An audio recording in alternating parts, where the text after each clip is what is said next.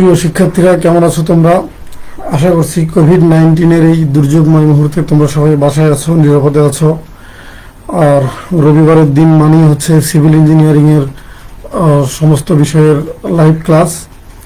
আর রবিবার দুপুর 12টা মানেই হচ্ছে ট্রান্সপোর্টেশন ইঞ্জিনিয়ারিং। সাথে আছে আমি Mohammad Mehedi Hasan, junior instructor civil, Rangpur polytechnic institute Rangpur. Transportation engineering এই বিষয়টির বিষয়কোড হচ্ছে 66462। এটি ষষ্ঠ পর্ব সিভিলের একটি সাবজেক্ট। প্রিয় শিক্ষার্থীরা, গত ক্লাসে আমি অধ্যায় 10 সড়কের সেতু ও কালভার্ট এই অধ্যায়ের ওপর কথা বলেছিলাম। এই অধ্যায়টি যেহেতু বড়, সেহেতু এই অধ্যায়টিকে দুই ভাগ করে প্রথম ভাগের ওপর কথা বলেছিলাম। আজকে এর দ্বিতীয় ভাগ অর্থাৎ শেষ ভাগের ওপর কথা বলবো। আমরা যে টপিকগুলো নিয়ে আজকে কথা বলবো সেই টপিকগুলো প্রথমেই এক নজরে দেখে নেওয়া যাক। সেতু ও কালভার্টের ধরন নির্বাচনে প্রভাব বিস্তারকারী বিষয়সমূহ: বন্যা নির্গমন, পানি প্রবাহের পথ, মাটি ক্ষয়ের গভীরতা ও ফ্রিবোর্ড, সেতু ও কালভার্টের মেরামত ও রক্ষণাবেক্ষণের প্রয়োজনীয়তা, সেতুর মেরামত ও রক্ষণাবেক্ষণ। এতক্ষণ আমরা টপিকগুলো দেখলাম। এখন আমরা এই টপিকগুলো নিয়ে বিস্তারিত কথা বলবো। আমরা প্রথমেই কথা বলবো সড়কের সেতু ও কালভার্টের ধরন নির্বাচনে প্রভাব বিস্তারকারী বিষয়সমূহ নিয়ে।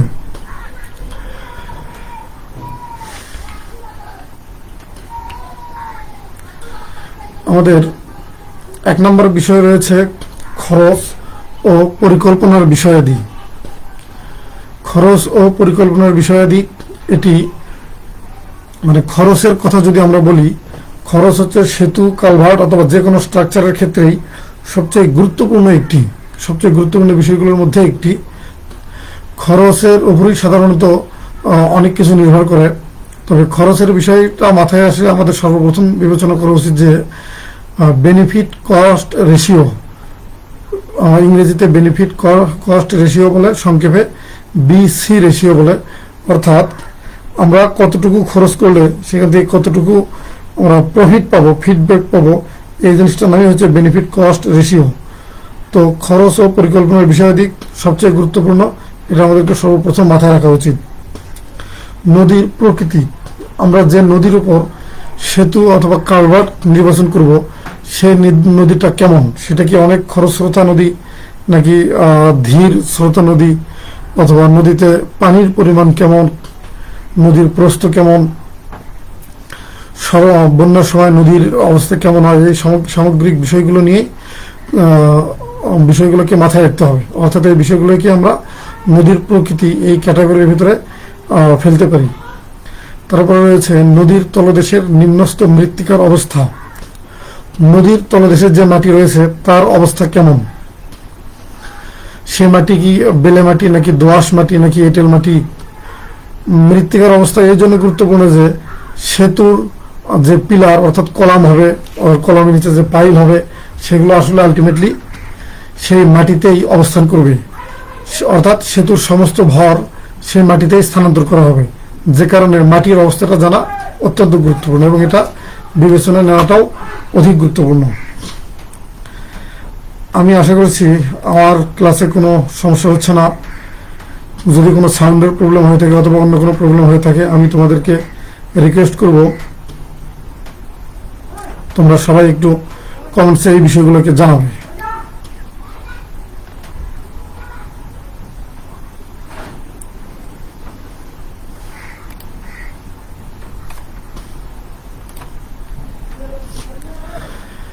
পানি সংক্রান্ত তথ্য।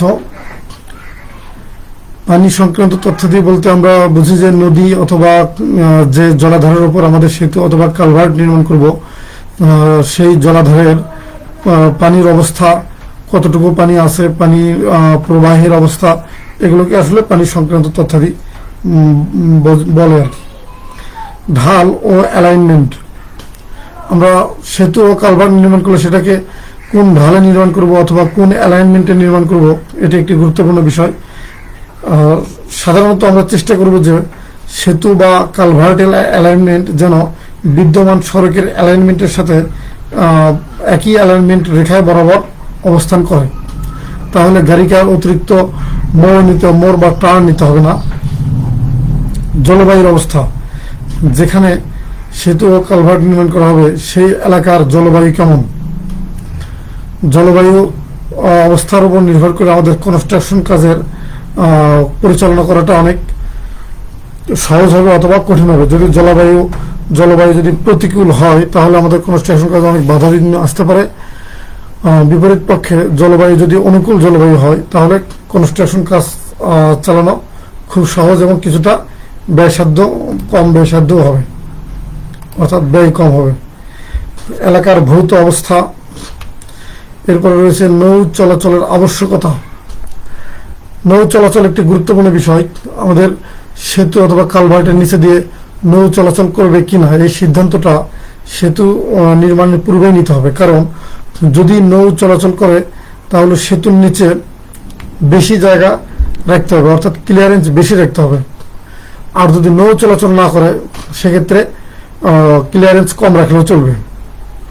আর ক্লিয়ারেন্স কম বেশি রাখা মানে হচ্ছে এর কস্ট অর্থাৎ নির্মাণ খরচেরও একটু তারতম্য হতে পারে। কাজেই এই বিষয়টি অবশ্যই গুরুত্বপূর্ণ। যানবাহনের প্রকৃতি ও পরিমাণ।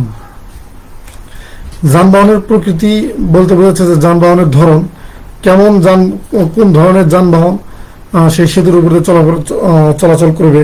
সেটা বাস, ট্রাক হবে নাকি অত্যন্ত অধিক মালবাহী, অধিক লোড সম্পন্ন বড় ট্রাক হবে, অথবা সেতুর উপর দিয়ে রেল লাইন থাকবে কিনা, ট্রেন চলাচল করবে কিনা, এই বিষয়গুলোকে আগে থেকেই জানতে হবে এবং এই বিষয়গুলো মাথায় রাখতে হবে আর কি। আর পরিমাণ হচ্ছে প্রতি একক সময়ে নির্দিষ্ট পরিমাণ সময়ে কতগুলো গাড়ি চলাফেরা করে, সেটা হচ্ছে পরিমাণ। আমরা জানি যে অধিক গাড়ি যদি চলাফেরা করে তাহলে সেতুকে অবশ্যই অধিক লোড বহন উপযোগী হতে হবে। আর যদি গাড়ির পরিমাণ কম হয় তাহলে লোডের পরিমাণও স্বাভাবিকভাবেই কম হয়। সর্বোচ্চ বন্যাসীমা ও প্রয়োজনীয় ক্লিয়ারেন্স। আমরা যখন নৌ চলাচল নিয়ে কথা বলছিলাম তখন এই বিষয় নিয়ে কথা বলা হচ্ছিল যে সর্বোচ্চ বন্যাসীমা ও প্রয়োজনীয় ক্লিয়ারেন্স। সর্বোচ্চ বন্যাসীমাকে ইংরেজিতে হাইস্ট ফ্লাড লেভেল বা HFL, হাইস্ট ফ্লাড লেভেল, সর্বোচ্চ বন্যা তল বলা হয়। তো সর্বোচ্চ বন্যা তল হচ্ছে এমন একটি তল যে বন্যা হইলে অথবা বিগত সালগুলোতে যদি কোনো সময় সর্বোচ্চ বন্যা হয় তাহলে সেই বন্যার পানিটা এই হাইস্ট ফ্লাড লেভেলের নিচেই ছিল। অর্থাৎ বন্যা যেমনই হোক না কেন বন্যার পানিটা হাইস্ট ফ্লাড লেভেলকে কোনো সময় অতিক্রম করবে না। এই লেভেলটা আমাদের অবশ্যই মার্কিং করে রাখতে হবে। এবং ক্লিয়ারেন্স হচ্ছে সেতুর নিচ থেকে এই হাইস্ট ফ্লাড লেভেল পর্যন্ত যে উলম্বিক যে দূরত্ব, উলম্বিক যে ক্লিয়ারেন্স, এটাই হচ্ছে প্রয়োজনীয় ক্লিয়ারেন্স। এই ক্লিয়ারেন্সের প্রয়োজন কেন? এই সেতুর নিচ দিয়ে যদি কোনো নৌযান চলাচল করে তাহলে আমাদের এই ক্লিয়ারেন্সটা খুব বেশি গুরুত্বপূর্ণ। আর যদি নৌযান চলাচল না করে তাহলে এই ক্লিয়ারেন্সটা আমাদের একটু কম রাখলেও চলে। সেতুর সম্ভাব্য স্থায়িত্বকাল। নির্মিতব্য সেতু কত সময় টিকে থাকবে এর একটি ধারণা ইঞ্জিনিয়ারের প্রথমেই থাকা উচিত। আমরা সেতুটিকে কত সময়ের জন্য ডিজাইন করব, সেটা কি 50 বছর নাকি 100 বছর নাকি আরও বেশি সময়ের জন্য ডিজাইন করব। আমরা জানি আমাদের বঙ্গবন্ধু সেতু অথবা যমুনা বহুমুখী সেতু যেটি রয়েছে এটাকে 100 বছর সময় ধরে, 100 বছর লাইফ টাইম ধরে এটাকে ডিজাইন করা হয়েছে। তো আমরাও যে সেতু নিয়ে কাজ করব অথবা নির্মিতব্য সেতু, সেই সেতুর আয়ুষ্কালটা বা স্থায়িত্বকালটা আগে থেকেই বিবেচনায় রাখা উচিত। নির্মাণ সামগ্রিক সহজপ্রাপ্যতা। যে জায়গাতে আমরা সেতু নির্মাণ করব তার আশেপাশে যদি কোনো নির্মাণ সামগ্রী পাওয়া যায় তাহলে সেই নির্মাণ সামগ্রীটা নির্বাচন করাই অধিক বুদ্ধিমানের কাজ হবে। কারণ আশেপাশে নির্মাণ সামগ্রী পাওয়া মানে তার ক্যারিং খরচ অর্থাৎ পরিবহন খরচটা কম হবে। আর যদি দূরে আশেপাশে নির্মাণ সামগ্রী যদি না পাওয়া যায়, অনেক দূর থেকে যদি নিয়ে আসতে হয় তাহলে পরিবহন খরচটা অনেক বেশি পড়ে। আসলে বাংলাদেশের যে অবস্থা, এতে আশেপাশে নির্মাণ সামগ্রী পাওয়া খুবই দুরূহ ব্যাপার। অবশ্য আশেপাশে ইট পাওয়া যেতে পারে। এছাড়া সিলেটের এলাকায় যদি হয়, অথবা যদি পঞ্চগড়ের এলাকায় হয়, ঠাকুরগাঁও এলাকা হয়, তাহলে হয়তো আমরা সেখান থেকে বালি নিতে পারি। আর সিলেটে হলেও আমরা সিলেটের বালি নিতে পারি। এই গেল নির্মাণ সামগ্রীর সহজ প্রাপ্যতা। নির্মাণের জন্য সময়সীমা। কনস্ট্রাকশন কাজের সময় একটি গুরুত্বপূর্ণ বিষয়, কারণ কাজ যত দীর্ঘ সময়ব্যাপী চলবে, খরচ তত বৃদ্ধি পাবে। এই খরচের ভেতর কি পড়বে, যে যারা কাজের সাথে জড়িত, তারা লেবার হোক অথবা প্রকৌশলী বৃন্দ হোক অথবা অন্যান্য স্টাফ হোক, তাদের সম্মানী বা পারিশ্রমিকের বিষয়টা, এটা যত বেশি সময় কাজ চলবে তাদেরকে তত বেশি পারিশ্রমিক দিতে হবে। এছাড়া কিছু ইউটিলিটি কস্ট বলে একটা কস্ট আছে, যেমন পানি খরচ, বিদ্যুতের খরচ, আনুষঙ্গিক মোবাইল টেলিফোনের খরচ, এগুলোকে ইউটিলিটি কস্ট বলে। এই খরচগুলো বেড়ে যাবে এবং পরিশেষে দেখা যাবে যে যদি কাজের সময়সীমা বাড়ে, তাহলে আলটিমেটলি কনস্ট্রাকশনের ব্যয় অনেক বেড়ে যায়। আর কাজটা যদি নির্দিষ্ট সময়ে বা কম সময়ের ভিতর সম্পন্ন করা যায়, তাহলে খরচের পরিমাণে কমে যায়। ভিত্তির অবস্থা। কোন ধরনের ভিত্তিকে সেতুর জন্য নির্বাচন করা হয়েছে? গত ক্লাসে আমরা ভিত্তি সম্পর্কে জানছিলাম যে সেটা পাইল ভিত্তি না কেশন ভিত্তি না অয়েল ভিত্তি, তো নাকি র্যাড ভিত্তি। এই ভিত্তিগুলোর উপর নির্ভর করেই কিন্তু কাজের সময়সীমা কম বেশি হইতে পারে। কারণ পানির ভেতরে কাজ করাটা সবসময় একটি কঠিন কাজ। তো সেখানে যদি দেখা যায় যে পাইল ভিত্তি হয়, তাহলে এক ধরনের সময় লাগতে পারে। র্যাড ভিত্তি হলে আবার সময় কম লাগতে পারে। এরপরে রয়েছে সেতুর দৈর্ঘ্য। আচ্ছা, আমি একটু দেখে আসি যে আমার কথা শুনতে তোমাদের কোনো প্রবলেম হচ্ছে কিনা।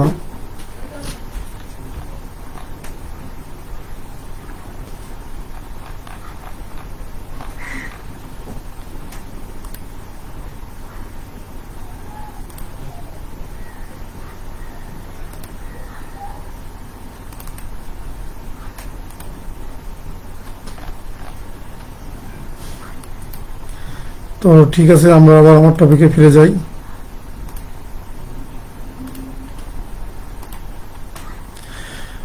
কথা বলছিলাম সেতু ও কালভার্টের ধরন নির্বাচনের প্রভাব বিস্তারকারী বিষয়সমূহ নিয়ে।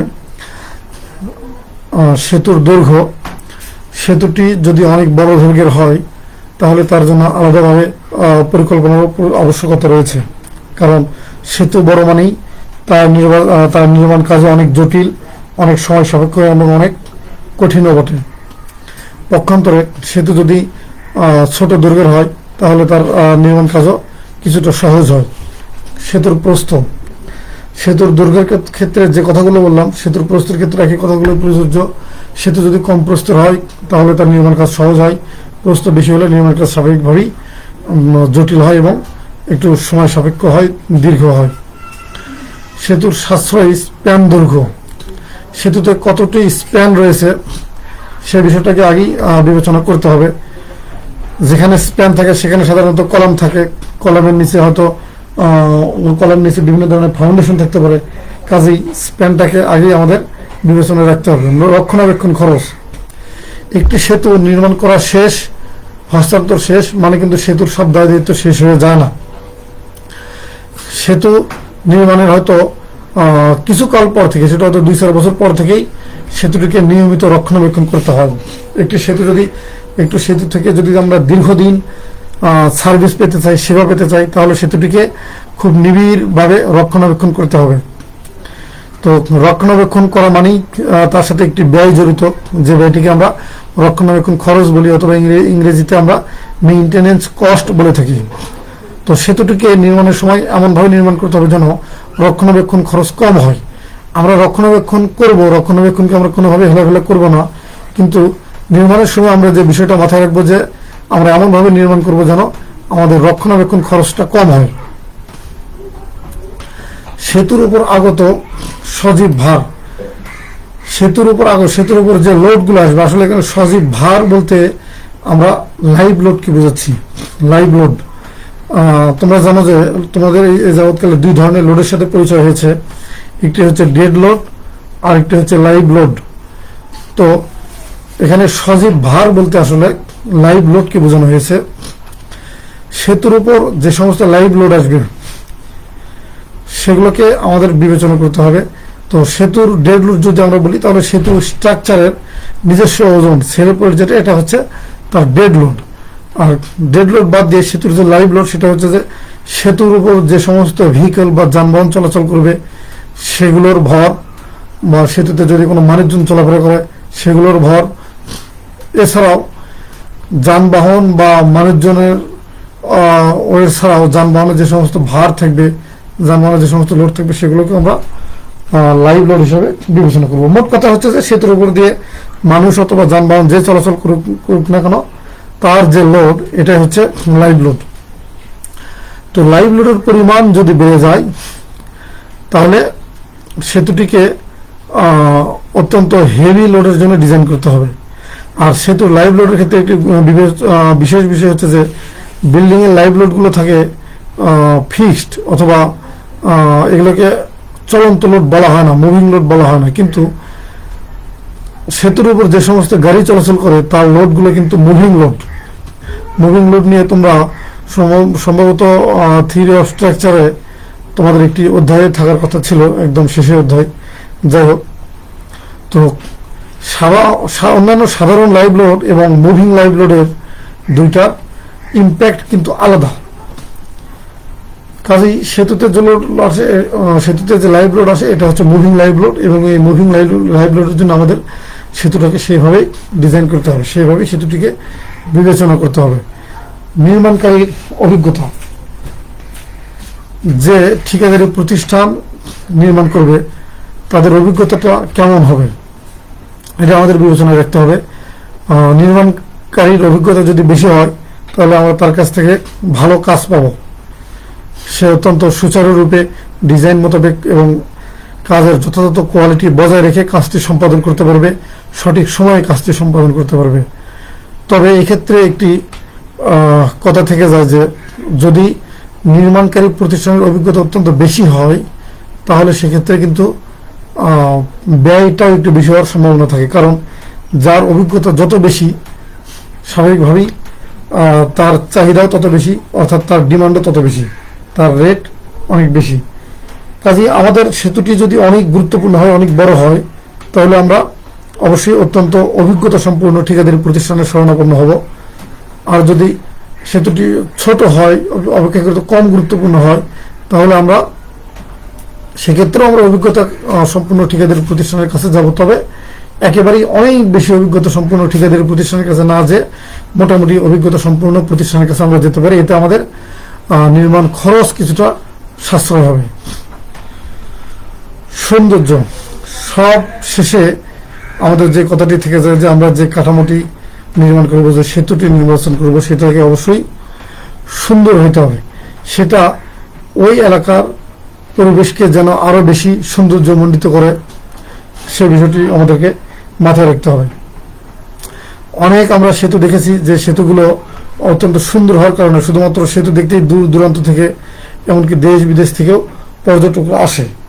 তো কাজেই সেতুটিকে যদি সুন্দরভাবে নির্মাণ করা যায় তাহলে সেখানে কিন্তু পর্যটকরা বিভিন্ন জায়গা থেকে আসবে। এর মাধ্যমে সরকারের অথবা সংশ্লিষ্ট কর্তৃপক্ষেরও একটি আয়ের সুযোগ সৃষ্টি হতে পারে।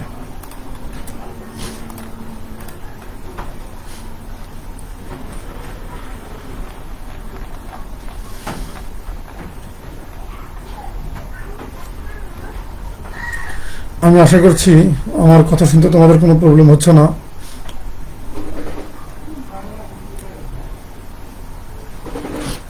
আবার টপিকে ফিরে যাব। আমরা এতক্ষণ সেতু ও কালভার্টের ধরন নির্বাচনে প্রভাব বিস্তারকারী বিষয় সমূহ নিয়ে কথা বললাম। এখন আমরা সেতু সম্পর্কিত কিছু গুরুত্বপূর্ণ টার্মের সাথে পরিচিত হব।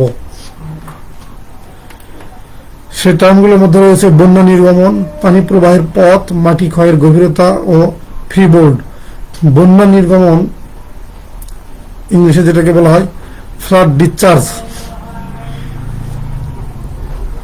ফ্লাড ডিসচার্জ কি স্রোতস্বিনীতে বা কোনো জলাধারে সেতুর এলাকায় সর্বোচ্চ বন্যা সীমায় থাকলে স্রোতস্বিনীতে সেতুর সেকশনে প্রতি সেকেন্ডে যে পরিমাণ পানি ক্ষরণ হয় ওই পরিমাণ পানিকে সেতুর সেকশনে বন্যা নির্গমন বলে। অর্থাৎ সংক্ষেপে যদি আমরা বলি, সহজ ভাষায় যদি আমরা বলি যে সেতুর কোনো সেকশন দিয়ে প্রতি একক সময়ে যতটুকু পানি নির্গমন হয়, যতটুকু পানি প্রবাহিত হয় তাকে ওই সেকশনের জন্য বন্যা নির্গমন বলে, বা ইংলিশে ফ্লাড ডিসচার্জ বলে।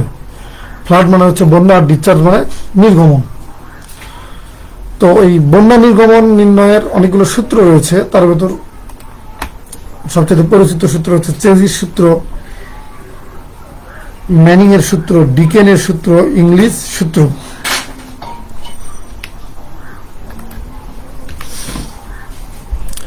পানি প্রবাহের পথ বা ইংলিশে বলা হয় যে ওয়াটার ওয়ে, পানি প্রবাহের অনুমোদিত সর্বোচ্চ গতিবেগ অতিক্রম না করে সন্তোষজনকভাবে বন্যা নির্গমনের জন্য সেতুর নিচে যে পরিমাণ খোলা পরিসর রাখা হয় তাকে পানি প্রবাহের পথ বলে।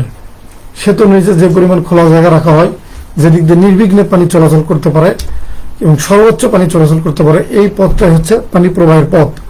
পানি প্রবাহের পথ নির্ণয়ের সূত্র এ ইকুয়াল টু কিউ ভাগ ভি।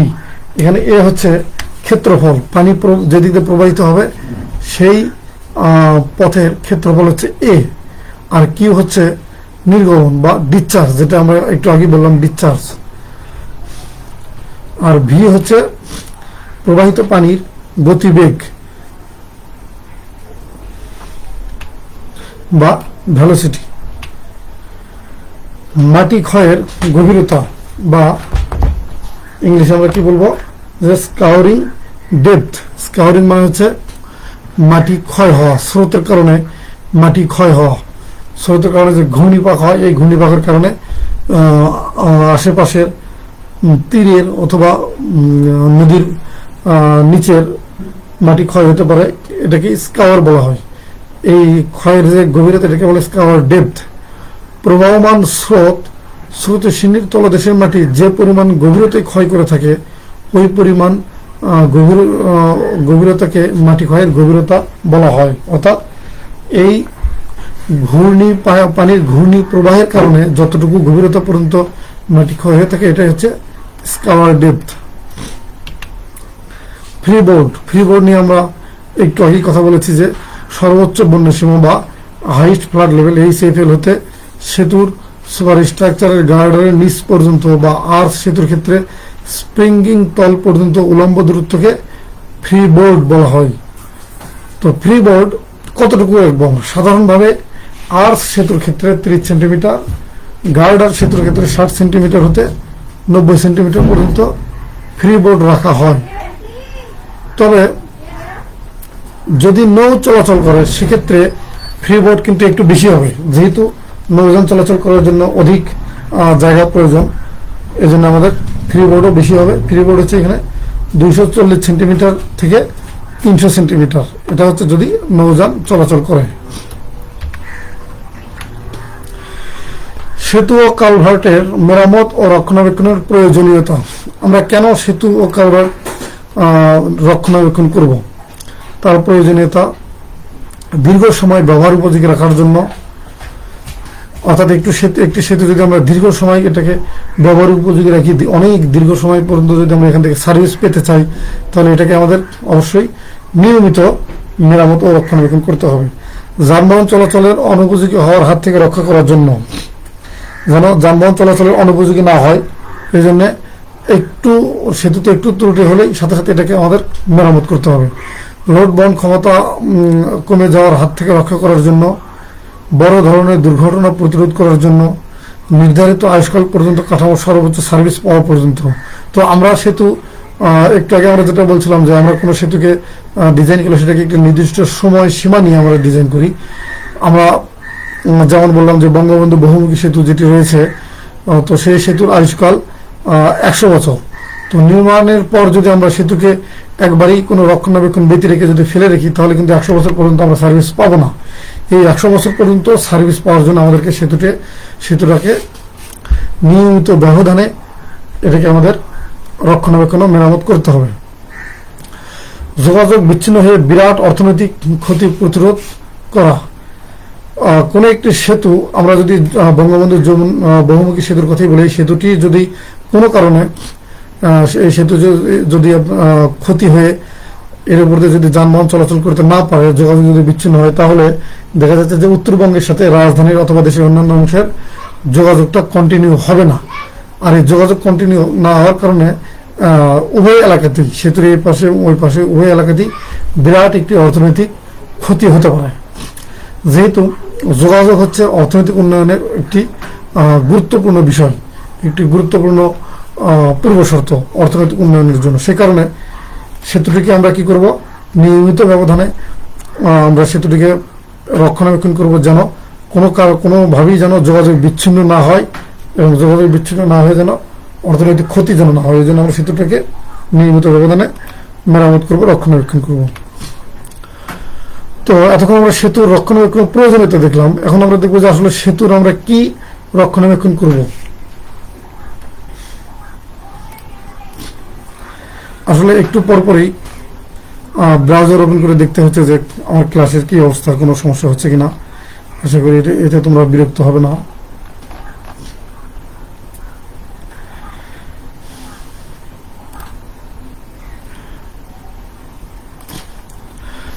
সেতুর মেরামত রক্ষণাবেক্ষণের ভিতরে রয়েছে ভিত্তি পর্যবেক্ষণ, সাবস্ট্রাকচার পর্যবেক্ষণ, সুপারস্ট্রাকচার পর্যবেক্ষণ, রক্ষাকারী কার্য পর্যবেক্ষণ। আমরা এই প্রতিটি পয়েন্টকে একটু বিস্তারিত সাব পয়েন্ট আকারে ভেঙে ভেঙে দেখব। ভিত্তি পর্যবেক্ষণের ভিতরে রয়েছে মাটি ক্ষয়ের গভীরতা, বর্তমান সময় পর্যন্ত ক্ষয়িত মাটির পুরুত্ব, ভিত্তিতে সৃষ্ট দোষ ত্রুটি। তারপর সাবস্ট্রাকচার পর্যবেক্ষণের ভিতরে রয়েছে মেশনারি কাজের অসমভাবে দেবে যাওয়া, মেশনারি কাজে ফাটল, মেশনারি কাজে প্লাস্টার ও পয়েন্টিং বিনষ্ট হওয়া, অ্যাবাটমেন্ট, উইং ওয়াল ও উইফলের অবস্থা, পানির উপস্থিতিতে মেশনারি কাজের ক্ষয়ক্ষতি, লাঞ্চিং অ্যাপ্রোচের ক্ষয়ক্ষতি, পানি আচ্ছাদনের ক্ষয়ক্ষতি। এরপরে রয়েছে সুপার স্ট্রাকচারের পর্যবেক্ষণ। সুপার স্ট্রাকচার যেহেতু অনেক বড় একটা অংশ, সুতরাং এর পর্যবেক্ষণ বা মেরামত অনেক বড়। সুপার স্ট্রাকচার পর্যবেক্ষণের ভিতরে রয়েছে বিয়ারিং ও প্রসারণ জোরের অবস্থা, ইস্পাতের কাঠামোর ক্ষয়, পেইন্টের অবস্থা, স্ট্রিং এর অবস্থা, মেশনারি ও আরসিজি কাজে ফাটল, অ্যাঙ্কর, সাসপেন্ডার, ট্রাস, কেবল ইত্যাদির অবস্থা। আরও রয়েছে সড়কপৃষ্ঠ ও রেলিং এর অবস্থা, পার্শ্ব ড্রেনের কার্যোপযোগিতা, প্যারাপেট ও রেলিং এর অবস্থা, ফুটপাতের অবস্থা, আর্চ, গার্ডার, স্প্যানের অবস্থা। এতক্ষণ আমরা দেখলাম সুপার স্ট্রাকচারের পর্যবেক্ষণ। এখন আমরা দেখব রক্ষাকারী কার্য পর্যবেক্ষণ। এর ভিতরে রয়েছে রক্ষাকারী কাজের দেবে যাওয়া, সার্ভিস সড়কের শীর্ষের প্রস্থ, পার্শ্ব ঢালের অবস্থা, পানির ক্রিয়ায় পার্শ্বদেশের মাটির ক্ষয়, আর হচ্ছে সর্বশেষ রয়েছে ঢালের অবস্থা।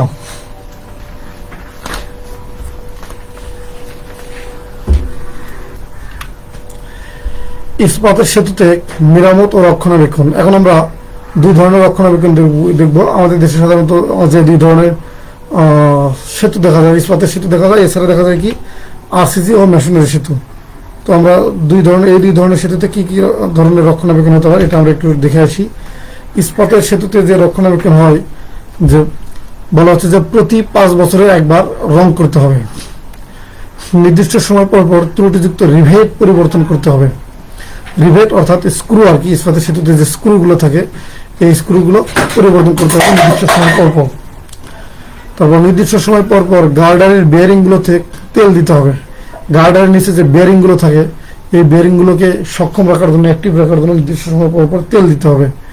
কিছুদিন পর পর বেড ব্লক মেরামত করতে হবে। ট্রাসের জোড়ায় ধুলাবালি পরিষ্কার করে তেল গ্রিজ দিতে হবে। ট্রাসের জোড়াগুলো যেন ক্ষয় হয়ে না যায়, যেন এগুলো যেন ক্ষয় হয়ে এদের কার্যক্ষমতা না হয়, এই জন্য এই জোড়াগুলোকে পরিষ্কার করে সবসময় তেল এবং গ্রিজ দিতে হবে। মরিচা পরিষ্কার করে রেড লেড প্রয়োগ করতে হবে।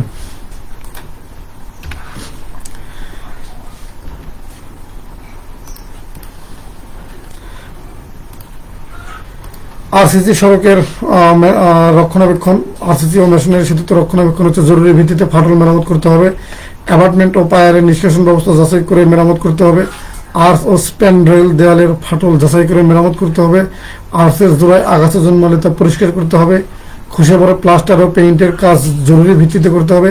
পরিবর্তনযোগ্য বিনষ্ট অংশ পরিবর্তন করে দিতে হবে।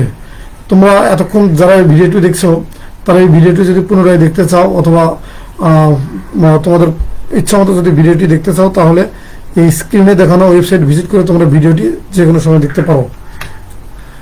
তো সবাইকে আবারও বলবো যে তোমরা এই দুর্যোগকালীন মুহূর্তে সবাই বাসায় থাকো, নিরাপদে থাকো, স্টে হোম, স্টে সেফ। সবাইকে আমার ক্লাস প্রথম থেকে শেষ পর্যন্ত দেখার জন্য আন্তরিকভাবে ধন্যবাদ জানিয়ে এখানে শেষ করছি।